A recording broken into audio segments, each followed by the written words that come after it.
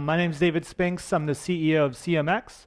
CMX is an organization that provides membership and training for community professionals of all kinds. So we have a lot of developer evangelists, community managers, VPs of community, anybody who's leading community for any sort of organization. Our goal is to bring together all of those people, share their knowledge, create education, training. We host big conferences, things like that. So I'm really excited to be here on this panel to really dig deeper into developer evangelism, which isn't something we always get to go real deep on, and share some of the learnings of these amazing human beings next to me.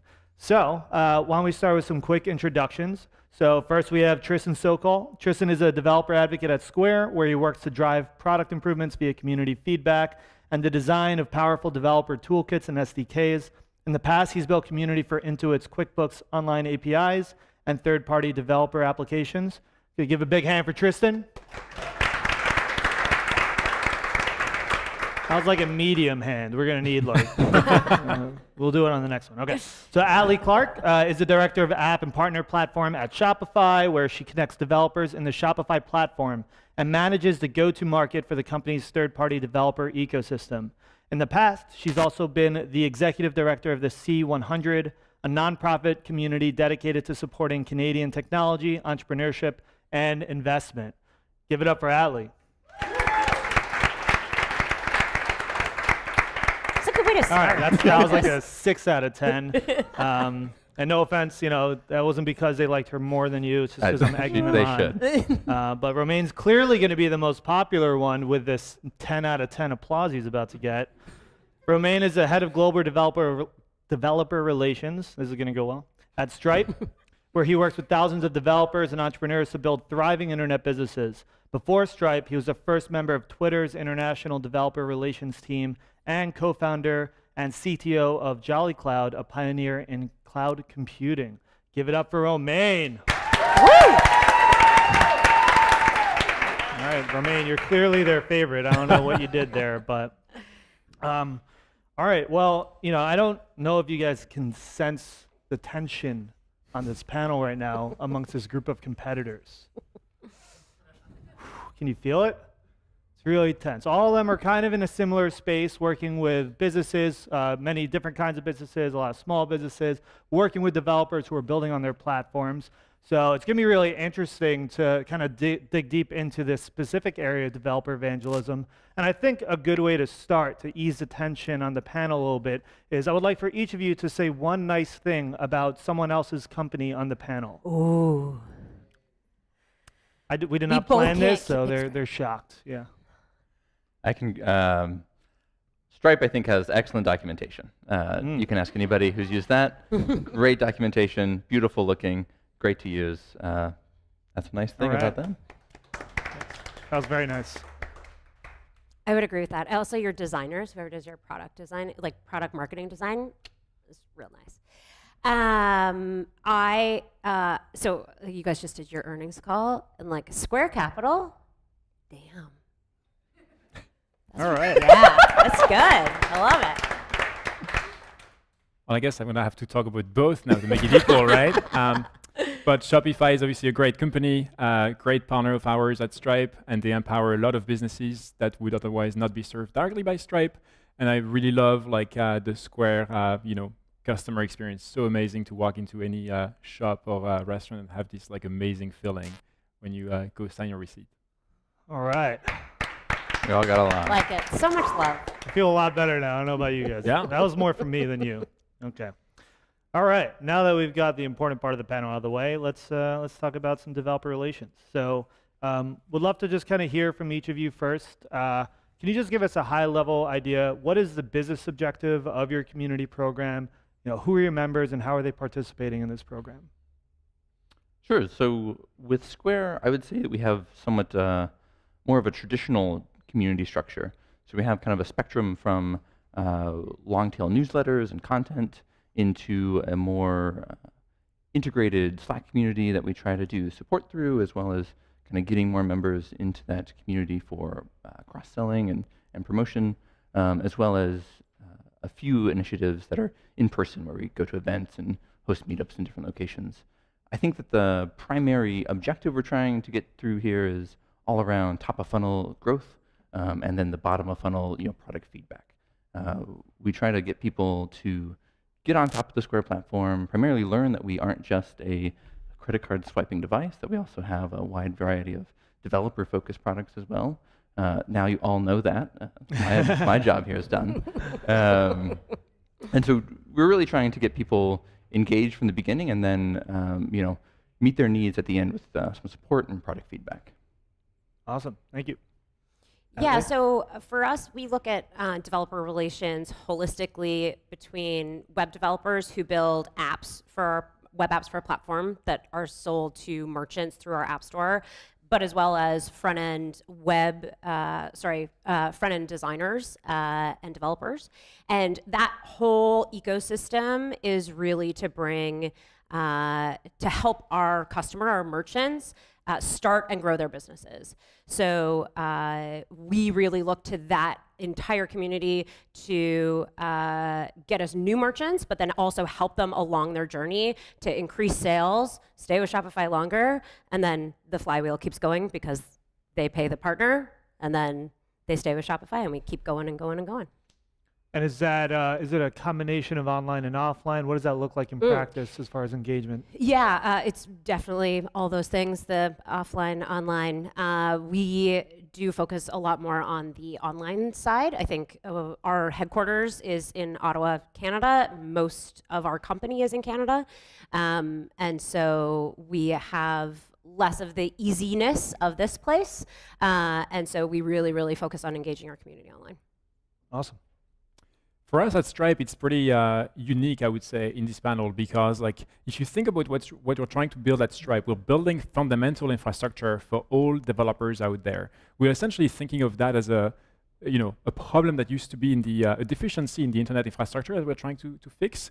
And so as a result, I think we kind of live and breathe developers all the time at Stripe. So the goal for us for the program is really to think deeply about the challenges that developers and founders meet when they start their businesses, and how we can provide them with all the tools they need to be successful. So it doesn't matter if they're building a marketplace, an on-demand platform, or maybe like a crowdfunding platform or a SaaS business. For all of these business models and use cases, we want to provide them with the best set of tools and the best developer experience possible to be up and running very quickly.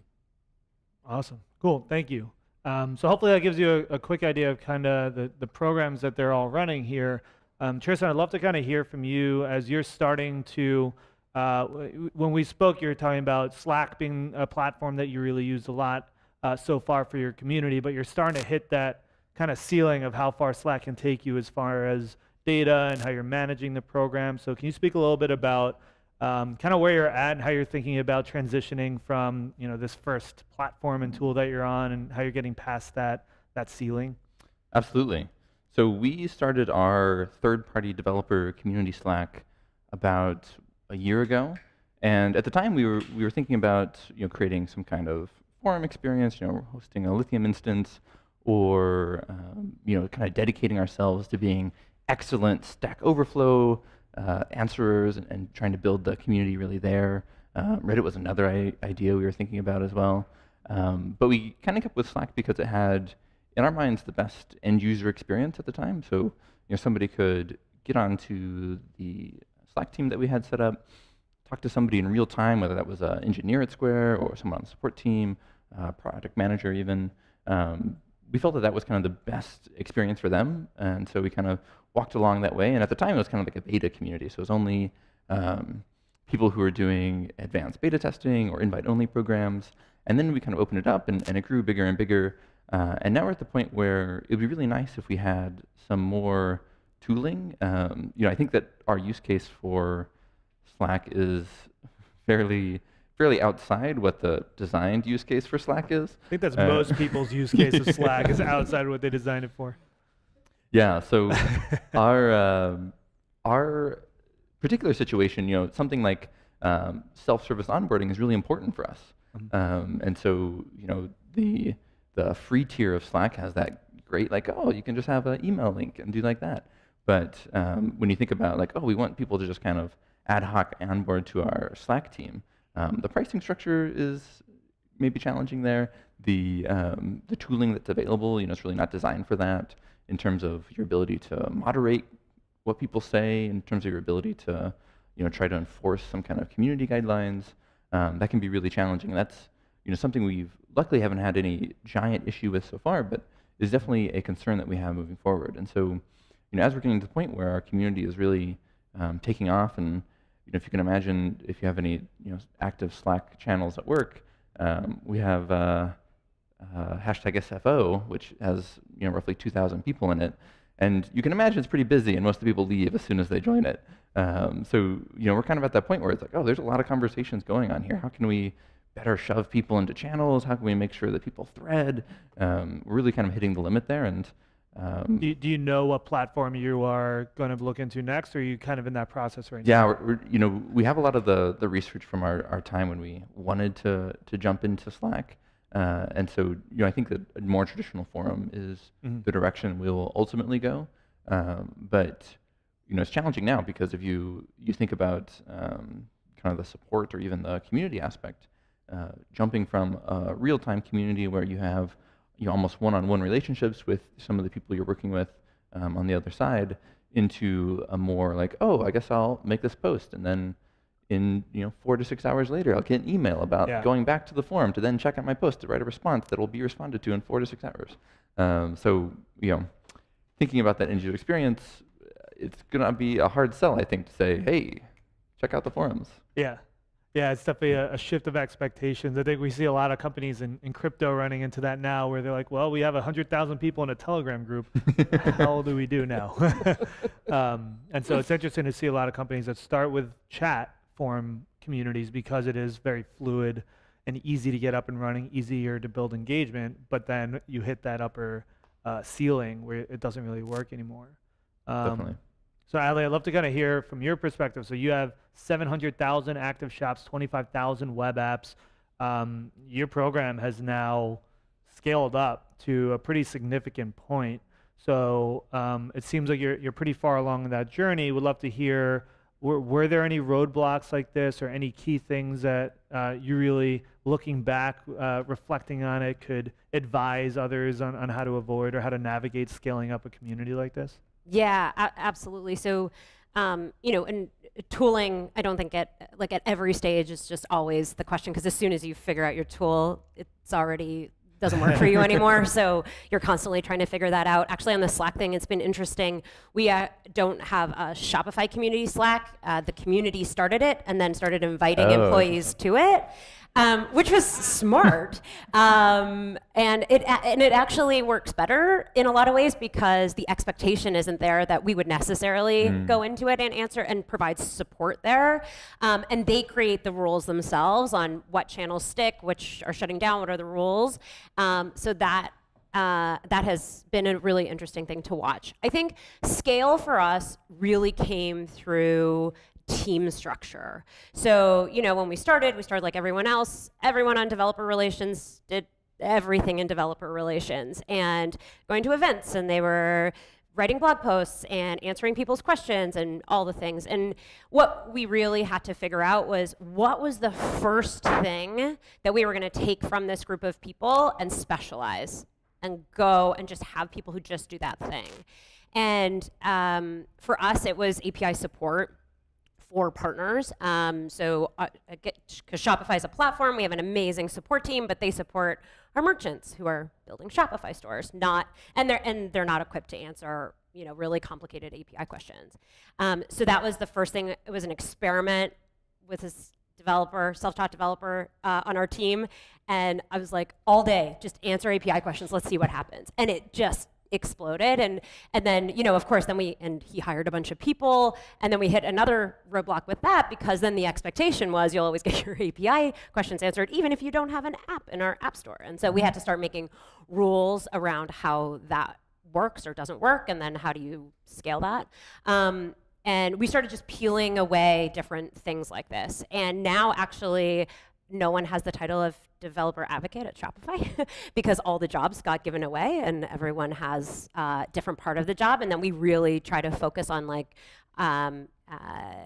making sure that that the soul of the thing doesn't get lost by how we communicate, but really it was scaling the people and understanding where we needed them to be. And you have a really interesting program with the go-to-market team as well. I would love to hear a little bit about how does that team specifically function within the larger developer relations ecosystem? Yeah, totally. So that was the next step from that API support team that we started. Basically what happened was not only developers, like third-party developers were calling, but internal developers were like, hey, so how does this work and why is it not working? And also that was the team that when a well-meaning team somewhere else in the company made a change and then everything broke, they were the people who heard about it first, right? So we spun out another team from there that we call API go-to-market, and really it's a SWAT team that works internally with other product teams in the company to all the way from ideation through development, launch, and then maintenance. Actually through maintenance and deprecation.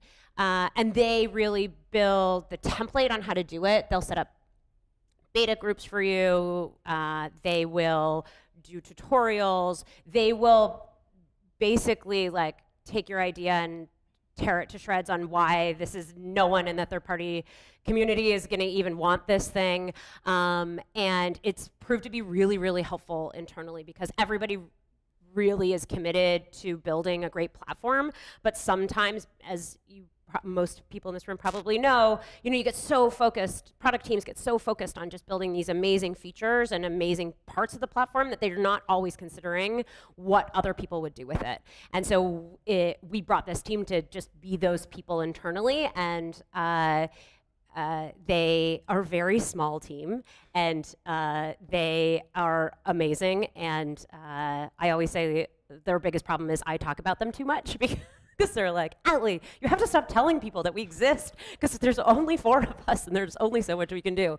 So, but it's something we're going to invest in more because it's proven to be really, really helpful. Yeah. So I'm kind of hearing that you had a general developer evangelism and relations team, and then you just started seeing very specific needs. Maybe it was based on a specific group within your community that had specific questions that not everyone could answer, or just different kinds of programs or needs that your organization had. And as you saw those opportunities come up, you start to specialize the team in more specific ways. Yeah. That's And then really get them to choose the tools to best serve those specific needs because we deemed them the most important needs of the group. Yeah. Right. Awesome. And Romain, so your community is really unique in that everybody is everyone in your company is basically developer facing. Like all of your customers are developers. So in some ways, like the whole company is involved in developer relations. So would love to just kind of hear how has developer relations specifically developed at your organization, and how were you able to scale that over time? Yeah, sure. I think what's really interesting, as you pointed out at Stripe, is that like all of us think about developers all the time. Like we really want to have all the founders, builders, engineers of the world to basically be very successful when they get onto our platform. And so as a result, you can take a step back and think like developer community as a function at Stripe sits throughout the whole organization essentially. From marketing to communications to partnerships to our group in product and eng, like we really think about developers all the time. So we have like a developer experience group that's part of product and engineering. That's why we spend so much time kind of refining the product, talking to users, trying to understand their challenges and how we can meet them. But really taking a step back, the entire company really thinks about developers all the time and how can we help them be always more successful with great APIs, great tooling to build their products and services. Has it been really unique from what you were doing at Twitter, being a consumer-facing company that just had a developer evangelism team? Yeah, at Twitter, we were essentially focused on driving growth and adoption for our APIs and our mobile SDK called Fabric, which is now part of Firebase at Google. But like it was very focused on that, like driving the adoption of one specific suite of platform and APIs for developers, which was fairly separate from the consumer product that we all know and use every day, right? But at Stripe, essentially, when you think about our suite of products, they are the products for builders. Whether you're a founder of a company who wants to use Atlas, or whether you want to start a business of any kind, that you're going to use one of our APIs really to be up and running. So very different approach. And what's interesting is, again, like to the point of having multiple teams thinking about developers, we tend to work at scale on my group, like kind of thinking one to many, and also like engaging with developers and users to really refine the product and think about how to build the best developer experience. But we also have teams that are a bit more like user-facing and building those relationships one-on-one. So for instance, we have a team called Field Engineering, and you can think of them as, the experts of all the details of the product that will help developers, founders, and large companies, engineers to be successful when they integrate the product. So essentially, yes, all of us really thinking deeply about developers.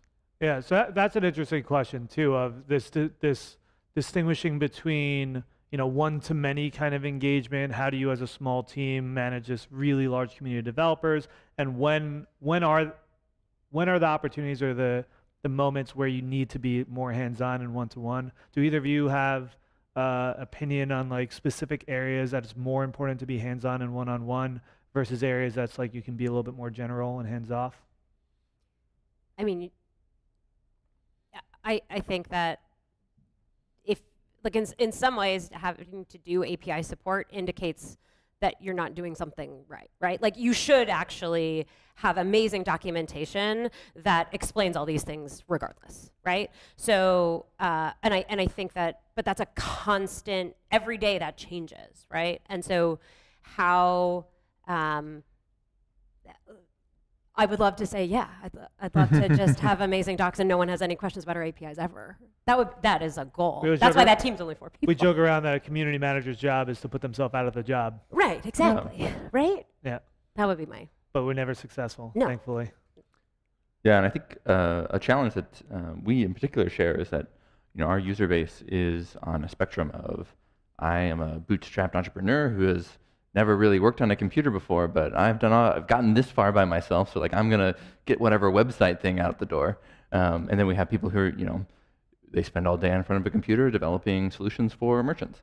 And so, one of the challenges is, particularly in the support context, is that we have people from a wide variety of backgrounds and skill levels and interest levels even. Some people are, they're coming around like, who can I pay to do this for me? Because I don't want to do it.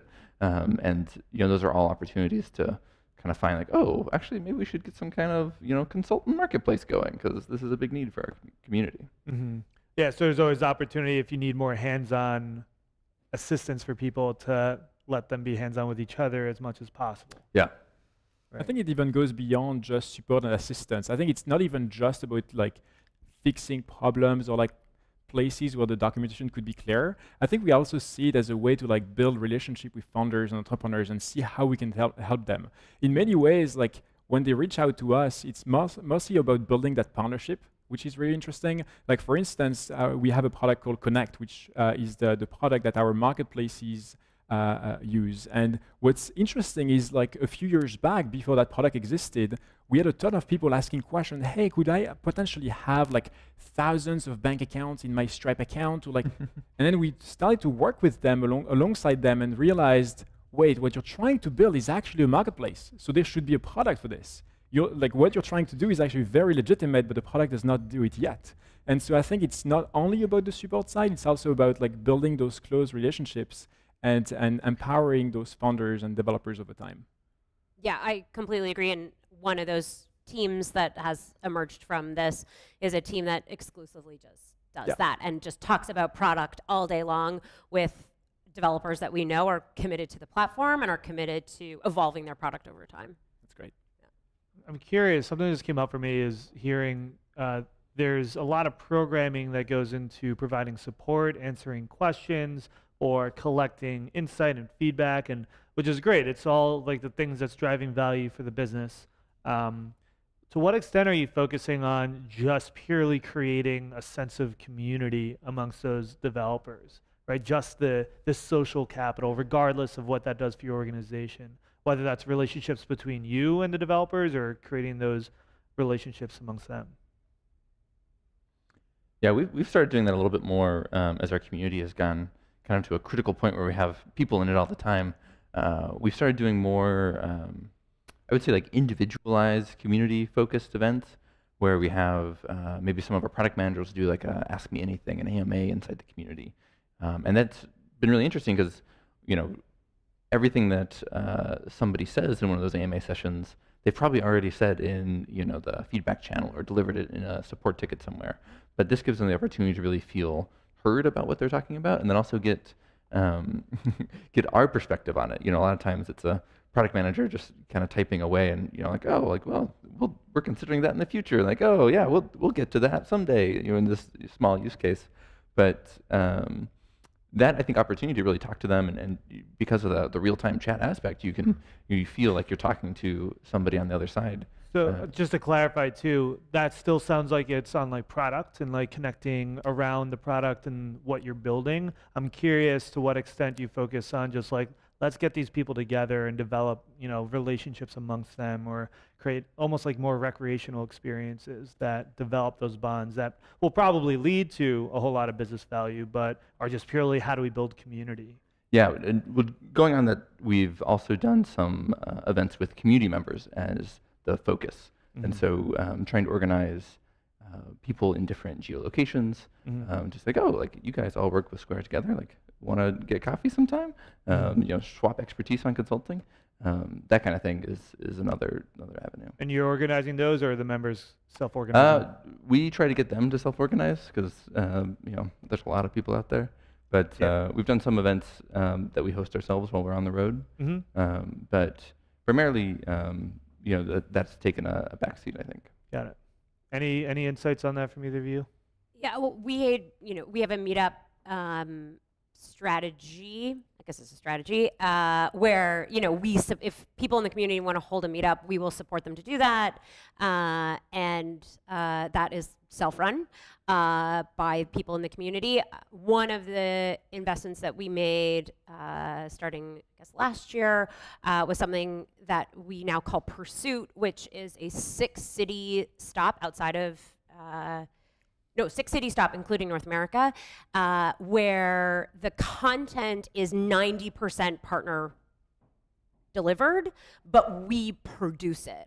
So it's a high production event, and we have a different person from Shopify keynoting each, but all the other content is all partner delivered. And that has been really, really interesting because it's enabled us to reward really great partners by putting them on a platform that gets them in front of other people in like a highly produced situation. So it's a reward mechanism, but it's also been a great engagement opportunity. And we have seen some of the coolest stuff that we've seen is people starting partner programs, like Shopify partner programs amongst themselves out of that event. And like that is a community person's dream, and we didn't touch that. That was just them figuring that out. So yes, providing space, but I think what we're seeing is that there's lots of spaces where people can just get together. If you want to create a space for them to get together around your thing, you have to provide more of that packaging or that thing around them. Got it. Yeah. Romain, anything to add there? Yeah, I'll just to make it short. I think we've also been running some events at Stripe, mostly like focusing on user education events, trying to help them understand like the latest products we've built, the latest features, and how they could benefit from those. And also, to your points, you two, I think, trying to make users meet with each other. We've also focused a lot on the online communities. Like, for instance, we have this product called Atlas, specifically designed for founders who want to start their companies and get them off the ground. So we have an online community for Atlas founders where they really like help each other at various steps of their journeys. So that's been very interesting. And when it comes to the offline communities, we've not been too much in a rush to organize those because we've seen a lot of appetite already and people are kind of self-organizing and helping each other get started on Stripe. Yeah, it sounds pretty consistent with what we see. It's like you just build a lot of value and you start to do your own things, and then the community starts to organically want to do these things, and then you slowly build structure around it to support them. Awesome. So I guess a good segue from there is there are the community programming and events and all these nice things that you do to just create more engagement. And then there's a very specific things that you're trying to do to, essentially extract value, whether it's product feedback or marketing or support or whatever. What are the key metrics that each of you are looking at? And I'd love to hear both on that community engagement level. What are the metrics that you look at? And then are you also tracking the business objectives and the way community is driving that? Tristan, you want to start? Sure. So from a business perspective, I think the benefit of being a payment-oriented company is that you can measure money in all sorts of different ways. And so we definitely keep track of, what kind of value our... Yeah, you all have it easy. We definitely keep track of what kind of value our developers are bringing into not only us, but also the merchants themselves. Even small changes in retention can make big impacts for our bottom line. And so, we do keep track of that. We keep track of something like, weekly, monthly active developers and how many applications are kind of in the pipeline. But from the community point of view, we're really trying to figure out a good metric for health and engagement in a small period. And so, one thing we look at quite a bit is the weekly number of people who are active in like a posting method. They say something somewhere, or they're making a post on Slack, or responding to something online. That I think has been kind of our proxy metric to see, are we trending up or trending down? So is that like total number of people who have taken an action in the last 7 days? Yeah, more or less. We break it down into different groups, and so looking at I focus on our Slack community quite a bit, as you all can probably tell. We take a look and we did a AMA with our product head of product. How did that kind of change things for the next 7 days and then onwards? And so we break it down by different sub communities. Social is kind of its own weird thing, but those are kind of things that we try to keep track of on a regular basis. Awesome, super helpful. So on the community side, we're focused on probably what everyone here is focused on: engagement on the various platforms, social platforms, as well as attendance at events, etc.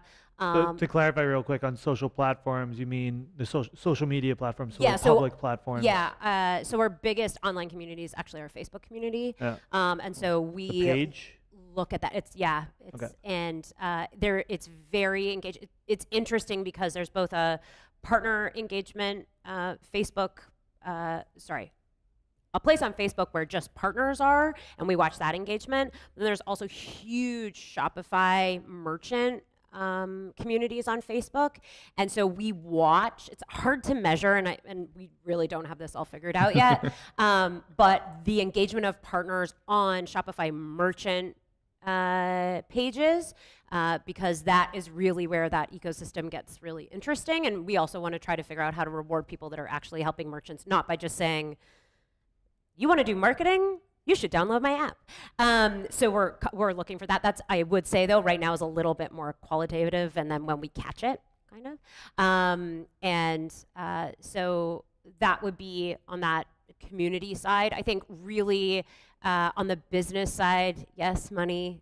We get to watch the money, and so we definitely look at that.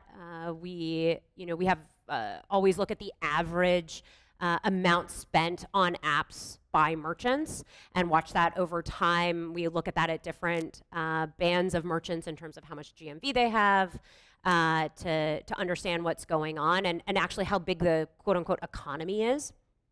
We also watch referrals because lots of our partners bring us new customers. I think though where we're really trying to zone in right now is actually that place in the middle, which is the activation of what we call activation of merchant value. So the place where a partner provides value for a merchant.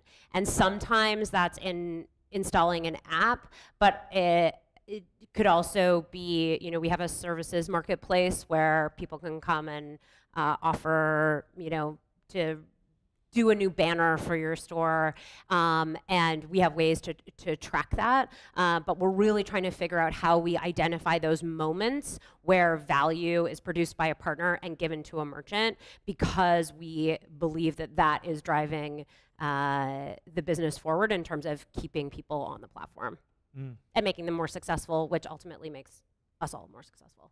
Yeah, that's cool. It sounds like you have a few different kind of objectives that you're looking at and metrics assigned to each one. Yeah, and I mean, it's like a funnel that I explained in a not cohesive Not way. funnel-y way. But I think that middle piece of the funnel is not just about activating partners. It's not saying, oh, look, they, submitted an app to the App Store.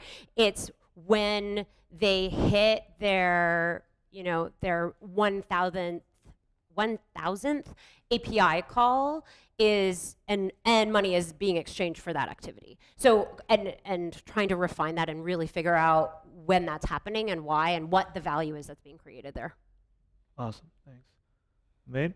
Yeah, so in terms of metrics, I would say like all of us at Stripe produce a lot of content, of course, whether it's for founders, entrepreneurs. So of course, we'll take a look at those metrics. But to be honest, I don't think we obsess too much about those metrics. We don't really obsess about the reach of those content. I think what really matters the most to us is really the metrics around like the health of the integrations, like how easy it is for a new developer or a new founder to get onboarded onto the platform. How long does it take them to make their very first live payment? Are they really set up for success, and are they ready for scale? Like, is their integration healthy enough? Like, are they making any API errors, or should we guide them in a particular different way? And like all of those things, and like developer satisfaction, the importance of delight. Like, it's really hard to measure delight, but I think for us, that's kind of the things we obsess about, and really taking a holistic approach on the developer experience and making that as best as we can. And because we've seen, like, the better the product, the better the engagement. Like, if we make the best product and the best API, developers will just like stick onto the platform because it's so easy for them. And I would also point out, I think, when we think about developer communities, it's really easy to fall in the trap of like, looking at like big metrics and your reach and so on. But I think it's really important to also keep in mind the things that don't scale. And I think we really care deeply about those. I think, like, I don't know if some of you heard the story, but in the very early days of Stripe, Patrick and John Collison, our founders, would actually proceed and do what is now called the Collison installation. So it's now referred to that at YC, and it's part of the program essay. If you've seen it, like, do things that don't scale, if you want to read more details. But essentially, if they had any interest from a founder willing to use Stripe, instead of sending them an email with a link, they would just basically tell them, give me your laptop, I'm just going to get it done for you in a few minutes. And that was it. And so this importance of doing things that don't scale, I think, still transpires to this day. I think I spend a lot of time, and my team also spends a lot of time talking to users one-on-one, and really trying to understand, like, how can we do better? How could we help them solve more challenges in the future? So I think there's clearly the lens of, like, getting the product better and better, but also the lens of, like, not forgetting users first and doing things that don't scale at times. Got it. So you heard it here. The best way to build community is to grab their computer from them and just install shit on there. Get them in the community. That's right. All right. So this is going to be kind of rapid fire, and then we're going to open up to questions from the audience. So last question here. It's a small one. I don't know if you know this. You're all retiring tomorrow, and you have to sum up all the things that you've learned in your career as a developer relations expert, developer evangelist, into one concise, brilliant, memorable message that anyone here can walk away with and apply to their career. What would you say? I'm ready. So, Tristan, you're first. I think the concise thing is empathy over everything. One thing that we do quite a bit is try to, walk in our users' shoes, particularly around the community, and see, how would somebody discover it? Like, oh, nobody, I think, is just going to walk off the street and say, hey, I really want to join Square's developer community. And so we think about the touch points they might have. A lot of times they're connected to a merchant or something like that. And so we think about how they're going to discover our community, how they're going to interact with our products, and try to figure out the different paths and channels where they might get mixed up. It's particularly important because of our kind of merchant developer spectrum. So It started really concise. yeah, empathy over everything. That's the Empathy tweet. over it. Awesome. trust is built on a foundation of managing expectations. Ooh. Can you say that again? Trust is built on a foundation of managing expectations. Which, like, that sounds sort of like disheartening. It's not supposed to be at all. It's like, because, you know, it's in some ways like managing expectations might sound like limit your ambition. That's not it at all. It's like, it's to the empathy piece. Like, really understand why you need a developer community, how you're gonna create business together, and why. And then be honest about where you are, how they can participate, because that's the only way you're gonna keep them forever. Because you can, you know, we all have a million examples of people going out and selling a dream or an API that's just never gonna exist, and that can ruin it for forever. And so I think it's embodying empathy, but and honesty in a place where you can, and then embodying it and then communicating it. I love it. Awesome. No pressure, Romain. Yeah, no pressure. My answer will be twofold, actually. If you're just about to get started to build a new developer product from scratch, my advice there would be find a real problem, try to find that problem and provide a solution for it.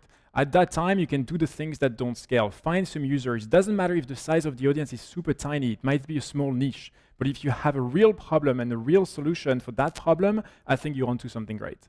And the second part of my answer would be, if you're already having a product, you've built a developer product or an API, and you want to grow your audience and you take it to scale.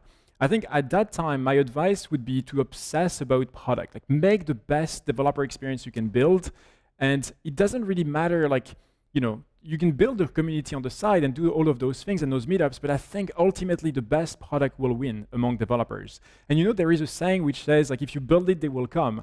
That's not always true for every product, but we are very lucky in this room to basically think about developers all the time. Developers are pretty unique. When you think about it, developers are passionate about their tools. It's kind of funny when you think about it. If a developer is passionate about API, their developer tools, their libraries, their frameworks, they tell their friends, they tweet about them, they share them on Hacker News, they write blog posts about those. And that does not translate to other industries. So we are very lucky to have that fundamental piece that the developers are passionate about what they do. So build the best product you can, build the best developer experience, and I think ultimately they will come to you. All right. Awesome. Well, thank you, and I think we're going to open up to some questions from the audience before wrapping up here. So in regards to VIP program, something we're definitely working on. I think we're still trying to figure out the best way to do it. We're actually kind of starting internally, so we're trying to do a little more work in getting people who aren't really related to our developer platform to work as VIPs in our developer community, giving talks at meetups, that kind of thing. And then for in-person, primarily, I think our in-person events now are all kind of top-of-funnel awareness building. We've done some meetups and other in-person events, but that's kind of by the wayside compared to our top-of-funnel building. Either of you have a VIP program? Yeah, I wouldn't qualify it really as VIP, but I think what's very interesting and top of mind for us, because it was just last week, we launched a new partner program. And we are very lucky to have Shopify here as part of it. So essentially with the partner program, we're thinking about it as a subset of the Stripe developer audience, but a very critical subset, because these are the partners that are building on top of Stripe's infrastructure. And in the case of Shopify, they provide great tooling for businesses to accept money online, and run their businesses online. But you also have other types of companies, for instance, like Segment, Avalara, who are extending what Stripe is capable of offering. So this partner program already has thousands of companies, and so that's probably the closest of what you have in mind for VIPs. Can I ask you a question? Sure. Because I saw that you guys decided to have a fee for verified partners. Right. How did you guys make that decision? I was not very involved in that, but I think, to be honest with you, that's a good answer. I could find the answer for you, but okay, I think it's curious. I think we're also experimenting. It's pretty new for us. Yeah. I mean, it's been very successful for Apple, but they give tools in exchange for their fees, so it's an for us, to be honest, all of us are in the boat at Stripe we're just getting started. So Cool. This is the very beginning of trying to, organize what has been so far very organic. We've been lucky over the years to have like thousands of companies already extending Stripe in some ways without us really doing the work of organizing that effort. So I think we're just getting started and we'll learn a lot along the way. Cool. Yeah, we have what we call experts, but traditionally they have really been in that web design group of partners, and we're currently trying to figure out how to extend that to our app developer partners, and there'll be more information on that soon. I have a talk I did last year about Stack Overflow. I think it's great, but it's really hard to ask non-technical questions there. So if those are your options, I think depending on your growth, Google Groups is going to really hurt you, but Slack might be the best group there, but also has its challenges. You just have to figure out a way to get whatever is talked about on Slack in a living document somewhere, because that's the biggest problem, especially at the beginning, as new people, because you have to onboard people as quickly as possible, and you don't have the time to do that. So how do you extract that information so that the same questions just aren't asked a million times? Slack didn't exist when we started, and so ours was mostly forums and our own, and I don't know. Yeah. Mixed. That's a crappy answer. I wish I had a really good answer. That's a tough situation. I think it really depends on the nature of the product and what you're trying to get from that community. For instance, if it's open source or not, if it's an API, you're going to have like different answers, I guess. And Stack Overflow is more this place where you're going to have like, a question and answers. You want to have this answer being kind of the canonical reference for the foreseeable future.